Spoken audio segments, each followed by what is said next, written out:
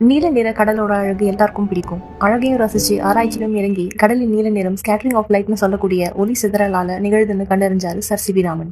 இந்த ராமன் விளைவை கண்டறிஞ்ச தினமான பிப்ரவரி 28 தேசிய அறிவியல் தினமா கொண்டாடிட்டு வருது இந்தியா.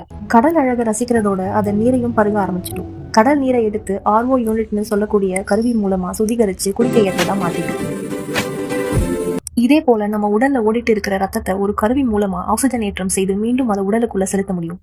1953 டாக்டர் ஜான் ஹேஷன் கிபன்ற அமெரிக்க நாட்டை சேர்ந்த இதய அறுவை சிகிச்சை நிபுணரான இவர் கார்டியோபல்மனரி பைபாஸ்னு சொல்லக்கூடிய ஹார்ட்லண்ட் மிஷினை உருவாக்கி அதன் மூலமா ஒரு இளம் பெண்ணுடைய இதயத்தை தற்காலிகமா நிறுத்தி அவருக்கு இருந்த இதய குறைபாட்டை சீர்படுத்தி மீண்டும் இதயத்தை ஆரோக்கியமா துடிக்க செஞ்சிருக்காரு.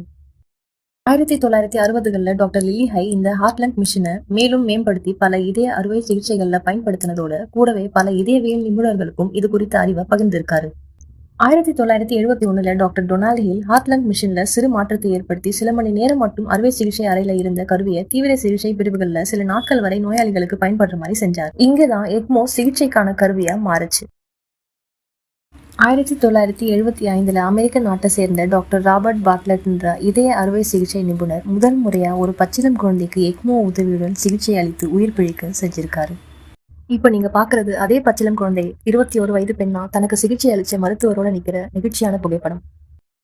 மேலும் எக்மோ கருவியில பல மேம்பாடுகளை உருவாக்கி doctor Robert Bartlett father of modern எக்கோவா திகழ்ந்துட்டு இருக்காரு. 1979களில் எக்மோ சிகிச்சை பெரியவர்களிடம் எதிர்பார்த்த பலன் அளிக்கல. ஆனா நிபுணர்களின் பெரும் முயற்சிகளால 2009 H1N1 இன்ஃபுளுன்சா தொற்று நோய் காலத்துல எக்மோ சிகிச்சை பெரும் பங்காற்றுச்சு. மேலும் தொழில்நுட்ப முன்னேற்றம் அடைந்து 2020 கொரோனா பெருந்தொற்று காலத்துல கடுமையான சுவாச செயலிழப்புக்கு உலகம் முழுவதும் எக்மோ பரவலா பயன்படுத்தப்பட்டது.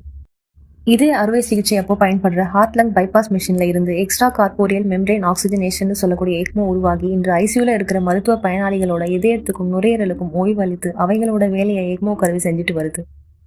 இது ஆக்கப்பூர்வமான அறிவியலின் சான்றுதானே.